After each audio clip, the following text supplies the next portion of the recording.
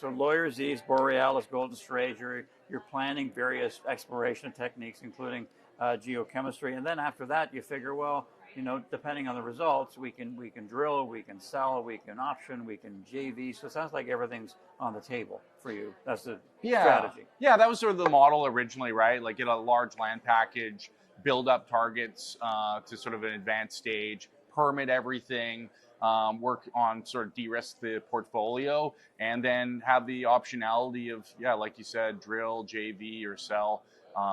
Certainly that's going to work up, and then we can always focus on sort of lesser targets now that as we gain an understanding of those are kind of moving up the priority list as well. So it's a flexible model for us right now. So lawyers recently hired a AI firm called Windfall Geotech, and I'm just wondering what you think about AI, cutting edge technology in terms of applying to your property, to your assets, but also keeping costs under control too. Yeah. So in 2025, we started the year with about 9,000 hectares. We ballooned the portfolio at 27,000. With that, we had over like 60 old assessment reports. I think it was something like 8,000 assays, from soils, geochem, rocks, and silts. So we spent 6 months digitizing that.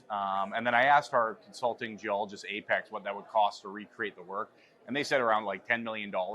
So for around like $1 million valuation of M&A, we got $10 million of work, but that's a lot to unpack. So once we had digitized it, we dumped it all into this AI model, because otherwise it would take another year for us just to review that data.